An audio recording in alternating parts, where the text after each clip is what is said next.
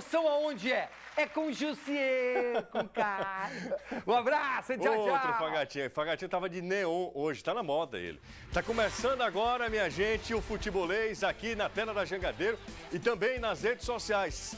Coloca a vinheta pra gente falar muito sobre o que aconteceu ontem, mais uma rodada que será complementada hoje na Série A do Campeonato Brasileiro.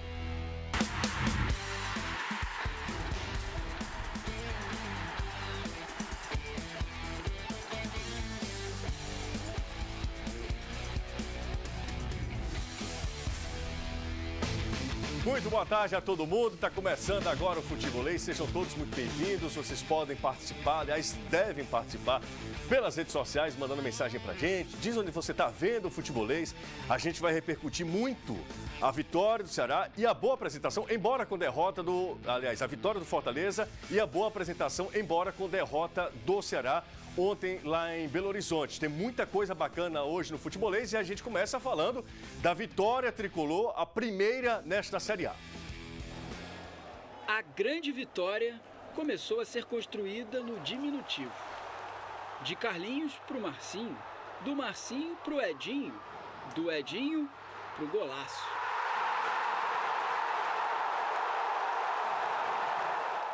Foi uma jogada que a gente treina, né, para casquinha do lateral, né?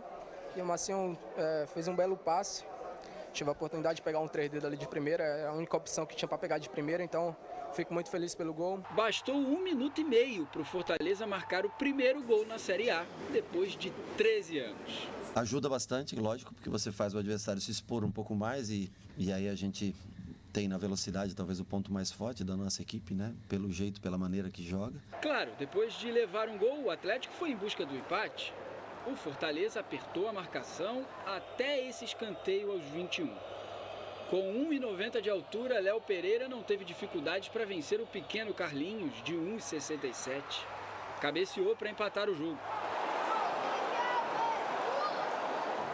O que a gente fica de tristeza é tomar um gol de bola parada, viajada, fechada, sendo que já tem um jogador marcando individualmente os dois zagueiros, né? Tanto o Léo, acho que foi o Léo que fez o gol, né? De cabeça, né? E a gente sofre o gol com a marcação individual, mais os dois zagueiros posicionados dentro da área. Não é uma coisa muito agradável. Acontece, mas não é muito agradável, porque é raro que os outros concedam essa chance pra gente, né? Não foi uma partida de muitas oportunidades. De dentro da área, Júnior Santos bateu com perigo. De fora, Edinho tentou em mais um bonito chute. O atacante tricolor recebeu um quadro pelos 100 jogos com a camisa do Fortaleza, marca que ele alcançou na estreia contra o Palmeiras. Ontem foi o jogo 101 dele pelo clube. Hoje está comemorando 100 jogos com um clube em qual eu cresci, né? Então é um momento de felicidade. Feliz por ter feito um bom jogo hoje, eu e toda a equipe. Espero que venha mais 100 jogos aí com a camisa Fortaleza. 101 jogos e 101 utilidades. Além do golaço, Edinho ainda deu esse chapéu no adversário. Que beleza, hein? Mas beleza mesmo foi o que fez Osvaldo. Rabiscou para cima do Jonathan e serviu o Wellington Paulista. Foi o primeiro gol do Wellington Paulista com a camisa do Fortaleza no 12º jogo dele pelo clube. E olha que o atacante tem uma mania pra lá de esquisita de comemorar os gols. Socos na própria cabeça. Eu, hein? Minha mulher que fala comigo, eu tenho uma mania besta e quando eu vou entrar em campo, eu dou uns tapas na cabeça pra poder acordar, já entrar aceso já. E na hora do gol também, não sei porquê, quando eu erro a cabeçada também, me cobro bastante quando erro a finalização e vai logo na cabeça, não sei porquê. Mas às vezes eu tô acostumado, já dá umas porradas, também tomo pancada no jogo também, acaba acostumando. Na reta final foi aquela tensão. O Atlético tentava pressionar, o Fortaleza se segurava. Foi com um certo sufoco, mas a vitória aconteceu.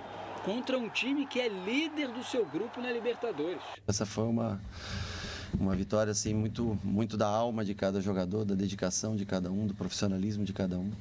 Principalmente por se tratar de um adversário que ocupa uma primeira posição na tabela da sua chave na Libertadores e que fatalmente, na minha opinião, vai estar classificado para a próxima Libertadores. Por essas razões, foi uma vitória gigante, que começou a ser construída no diminutivo. Carlinhos, Marcinho, Edinho. E é assim, aos pouquinhos, que o Fortaleza espera ir longe no campeonato. Devagarinho pro Wellington. É isso aí. Tudo bem, Caio? Boa tarde para você, para todo mundo que acompanha a gente também pelas redes sociais. Uma galera já acompanhando aqui. O Walter Firmino, Fortaleza continua dependendo do Edinho do Oswaldo. Isso é uma verdade. Daqui a pouco a gente vai mostrar, inclusive, mais uma assistência do Oswaldo, né? Impressionante como o Oswaldo faz sempre a mesma jogada e a mesma jogada é muito eficaz. Falando sobre o jogo de ontem. Fortaleza não vence um qualquer. Aliás, é difícil imaginar um qualquer na Série A do Campeonato Brasileiro. Mas vence uma equipe que é muito enjoada, muito arrumada, o que só valoriza ainda mais a vitória tricolor, né? Certamente, né? E mantendo suas... O Rogério mantendo as suas convicções, né? Falou-se muito da história dos 4 atacantes, embora a gente já tenha explicado por A, mais B, mais C, mais D, que o Fortaleza não joga no 4-2-4, né? Se criou esse mito que o Fortaleza joga com 4 atacantes em cima. A questão mais é posicionamento e recomposição. Ele manteve a ideia, o gol com 1 minuto muda um pouquinho o desenho do jogo. Fortaleza entrega mais a bola ao adversário para jogar na sua transição em velocidade, que é em altíssima velocidade. Toma o gol, recompõe no segundo tempo. O jogo estava até meio morno quando sai o gol do Wellington Paulista. Que centroavante, existem 3 funções no futebol que nasceram para queimar a língua de comentarista: goleiro, o árbitro e o centroavante. O árbitro se elogia, ele erra um pênalti no final do jogo. O goleiro se elogia, ele pode tomar um frango na última jogada. O centroavante é aquele cara que pode estar sem marcar gols, jogando mal o tempo todo. E numa boa oportunidade, dá uns 3 pontos importantíssimos Fortaleza. Foi o que aconteceu com o Wellington Paulista, teve mérito, estava bem colocado, aproveitou a jogada do Oswaldo e deu a vitória ao Fortaleza, que, aquela coisa, começou a Série A, não tinha terra arrasada quando perdeu do Palmeiras, também não é um time perfeito porque ganhou do Atlético, mas mostra-se que tem competitividade para disputar a primeira divisão do Brasileiro. É isso aí, um abraço para Gardênia, perfume de Gardênia. Você sabe essa música? Você vai puxar mesmo na quinta-feira? A Gardênia Maria está com a gente aqui, o Marcílio Silva, o Cristiano André, o Benedito Albuquerque, uma galera acompanhando também a gente pelas redes sociais. Vamos ver aí os dados, as estatísticas, os números do jogo de ontem, o que mostra, o que só ratifica que de fato foi um jogo muito equilibrado. Até pode colocar a gente pra gente analisar, o pessoal de casa também, olha só. Vamos lá, finalizações, tá, Caio? Fortaleza 18, o Atlético Paranaense 10. Interessante que tinha muita finalização de média distância. O Edinho arriscando, né? Que não é muito dele, pois né? É, muita distância porque o Atlético defende muito bem, mas deixava um espaço de média distância e o Fortaleza tentou aproveitar. Das 18 finalizações, 5 foram no gol do Fortaleza. Né? Uma grande chance, o Atlético não teve. O Fortaleza trocou menos passes, você tá vendo aí? O Atlético é um time que se notabiliza por isso, né? É uma característica nova. A gente se acostumou a ver o Fortaleza ano passado ser o time que... 36% de posse de bola contra 64% do Num jogo que não é aquela ocasião de que o Fortaleza abriu o placar e se manteve durante o jogo todo à frente. Teve um determinado momento de empate e aí, em teoria, se equilibra a posse de bola e não. O Atlético tinha mais posse de bola do que o Fortaleza, que é uma coisa que o Rogério tem falado muito. Hoje é um time muito mais de velocidade e transição do que de controlar o jogo. Falando em velocidade em transição, seguinte, o Caio já está dizendo, porque todo mundo já sabe. O Oswaldo vai fazer sempre a mesma jogada. Mas ele passa, né? Mas ele passa. O gol do Tricolor, o gol da vitória Tricolor, nasceu de mais uma assistência do Oswaldo. Todo mundo sabe que ele vai fazer o seguinte, vai para a linha de fundo, ele passa sempre, às vezes, né, dá uma pedalada, quase sempre, pedala, vai para a linha de fundo, dá rasteiro para alguém chegar. Ninguém consegue parar o Oswaldo. Fortaleza de novo fez um gol. Dessa maneira. Existem algumas certezas nessa vida. A morte e que Oswaldo vai puxar para a linha de fundo. A jogada que deu origem ao gol da vitória do Fortaleza é quase uma marca registrada de Oswaldo. No futebol mundial tem especialista que faz a mesma jogada há anos. Não é mesmo, seu Robin? No lance do Oswaldo é o mesmo roteiro. Acelera o ritmo, passa o pé sobre a bola e um passe que procura alguém melhor colocado. Edinho sabe bem porque ele perdeu uma, mas na outra... No jogo de ontem contra o Atlético Paranaense foi o Wellington Paulista quem aproveitou a jogada característica. É previsível... Calma, vamos lá, volta lá, volta lá. Não. Volta lá. Deu tudo errado. Vamos pro intervalo, daqui a pouco a gente volta.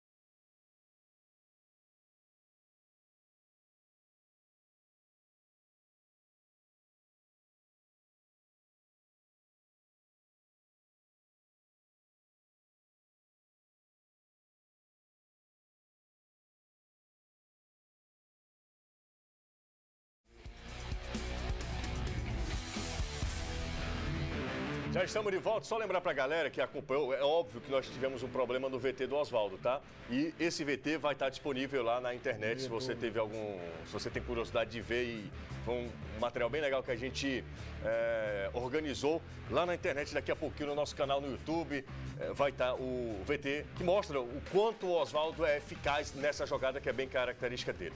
Bom, falando sobre o Ceará vendeu caríssima a derrota para o Cruzeiro. Aliás, o Alvinegro poderia ter tido melhor sorte lá em Belo Horizonte. Vamos aos melhores momentos, Caio.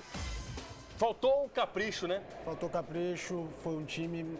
Vamos primeiro falar das coisas boas. Foi um time muito consciente do que tinha que fazer, muito organizado. Vamos ver aí quem foi pênalti. Aí o lance do VAR, né? Você daria o pênalti? Não. Porque uma trauletada do Thiago Carleto, como é que o rapaz vai tirar o braço? Mas enfim, parece que é a nova determinação. E a verdade é que você não tem o direito de bater um pênalti com tanta displicência quanto do outro lado tem um Fábio. O estado de Minas, hoje, se eu não me engano, deu destaque do jogo, colocando Fábio 1, Ceará 0. Tem tamanha a atuação do goleiro do Cruzeiro. Teve um determinado momento do primeiro tempo em que o Cruzeiro foi bem melhor, logo depois do pênalti. Tem ali uns 15 minutos de uma certa pressão cruzeirense. O Diogo faz uma belíssima defesa no chute do David, tem o Luiz Otávio travando.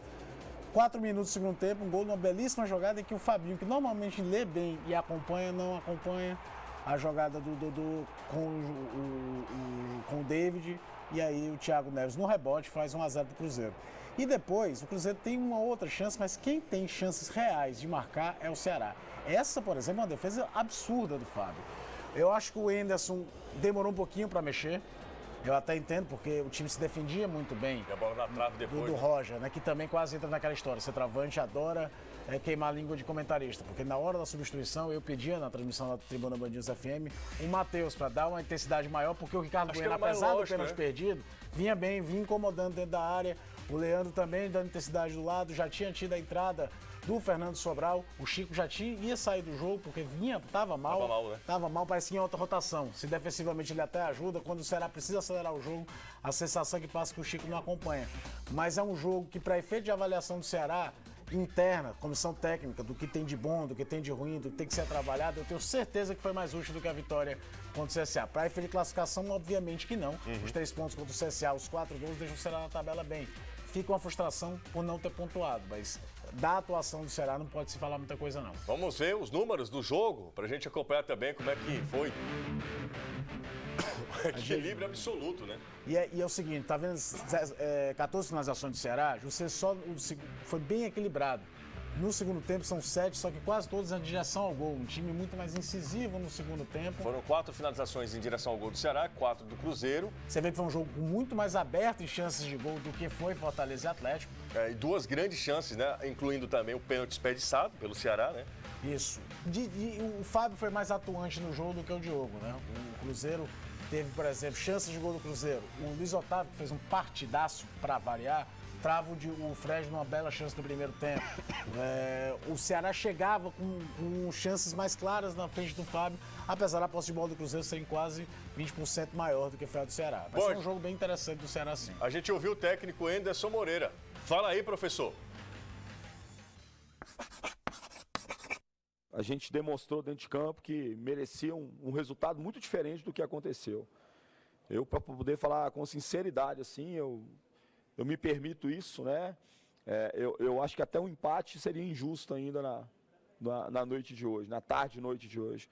Acho que a nossa equipe criou as principais situações e teve um comportamento muito bom, principalmente no segundo tempo. Acho que o segundo tempo nosso foi bem positivo, de controlar o jogo, de criar situações.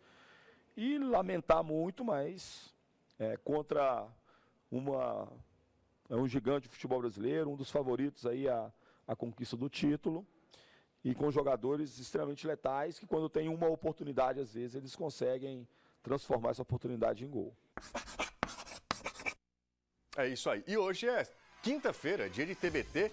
Vamos relembrar uma goleada histórica, já pegando o gancho, porque domingo o Ferroviário joga contra o Santa. Uma goleada histórica na Série C, envolvendo o Tubarão da Barra.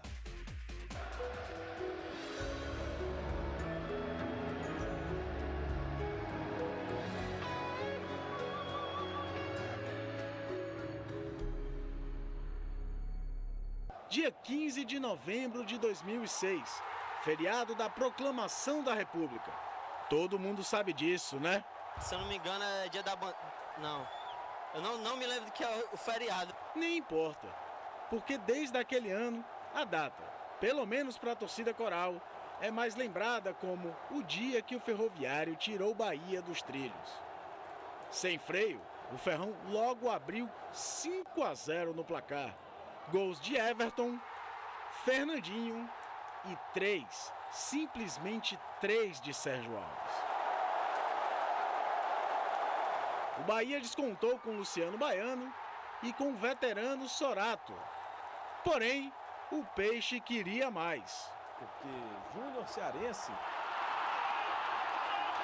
e Marcos é que fecham o placar histórico. Ferroviário 7, Bahia 2. 7-2. O sonhado acesso não veio, mas a goleada ficou eternizada na história coral.